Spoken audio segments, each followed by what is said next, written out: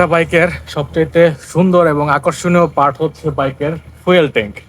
আর সেই ফুয়েল ট্যাঙ্কের ভিতরে থাকে হচ্ছে বাইকের যে রক্ত বা জ্বালানি, সে ফুয়েল।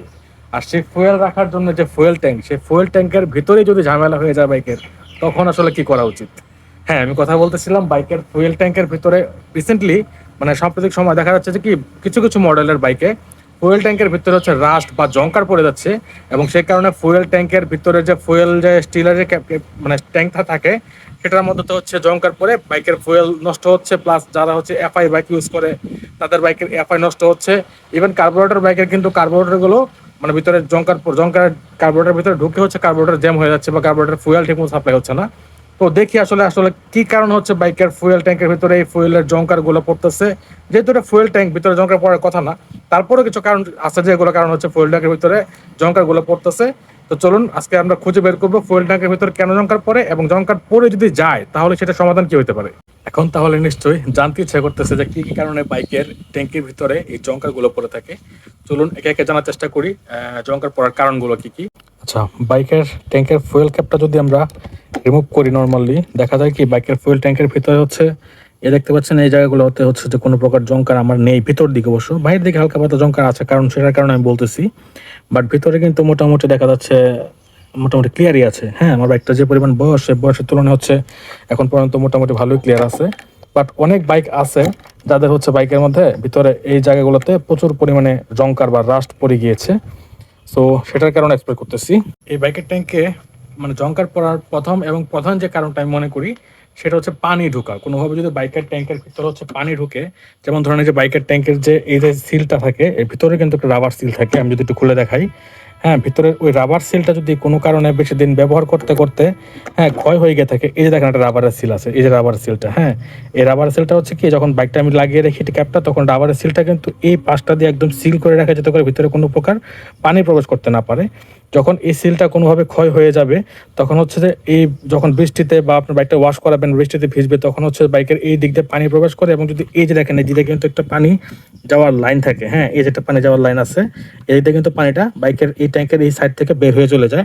এবং সেই পানিটা যদি বের হয়ে যেতে না পারে কোনো কারণে, তাহলে কিন্তু এই বাইকের সিলটা লিক করলে এই বাইকের তেলের ভিতরে বা ফুয়েল ট্যাঙ্কের ভিতরে পানি প্রবেশ করতে পারে। যখন এই ফুয়েল ট্যাঙ্কের ভিতরে পানি প্রবেশ করবে, তখন কিন্তু আপনার ফুয়েলের ট্যাঙ্কের ভিতরে মরিচা বা জং ধরার সম্ভাবনা থাকে।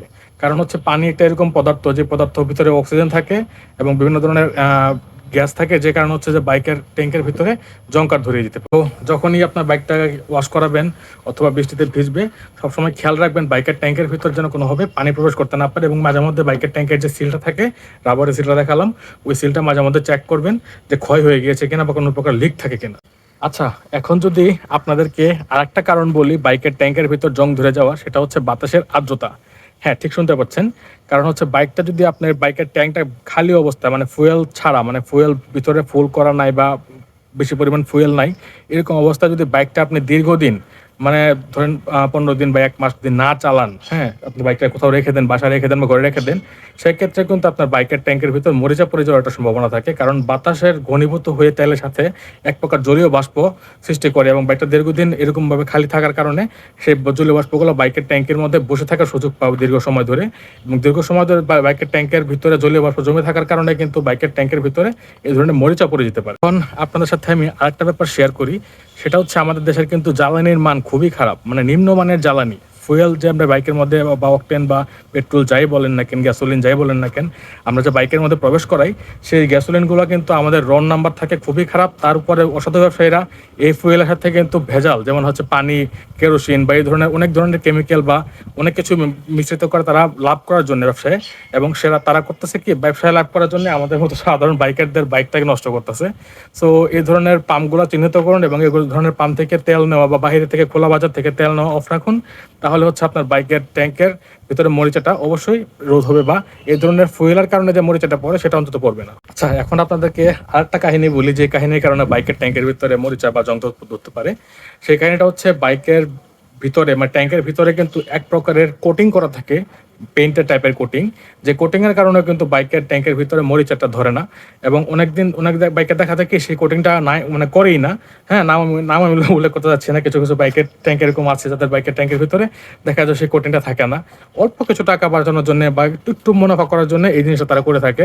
সো এই বাইকের ট্যাঙ্কের ভিতরে যদি কোটিংটা না করা থাকে, ইভেন ওই কোটিংটা যদি কোনো কারণে ক্ষতিগ্রস্ত হয়, ফেটে যায় বা নষ্ট হয়ে যায়, তখনও কিন্তু বাইকের ট্যাঙ্কে মরিচা ধরতে পারে। আমি আপনাদেরকে আরেকটা যে কারণ বলবো বাইকের ট্যাঙ্কের ভিতর মরিচা পড়ে যাওয়ার কারণটা হিসেবে, সেই কারণটা শুনে আপনারা অবাক হতে পারেন। সেটা হচ্ছে নিম্নমানের অকটেন বুস্টার ইউজ করা। হ্যাঁ, আমরা আমাদের বাইকের ফুয়েলটাকে ভালো রাখার জন্য বা বাইকের ফুয়েল আরও বুস্ট করার জন্য যে ধরনের অকটেন বুস্টারগুলো ইউজ করে থাকি, বেশিরভাগ অকটেন বুস্টারগুলোর মধ্যে আসলে সত্যিকার অর্থে কোনো অকটেন বুস্টার থাকে না, শুধুমাত্র বিভিন্ন ধরনের কেমিক্যাল দিয়ে রাখে তারা, এবং এই কেমিক্যাল রিয়াকশনের কারণেও কিন্তু অনেক সময় বাইকের ট্যাঙ্কের ভিতরে জংকার পড়তে পারে।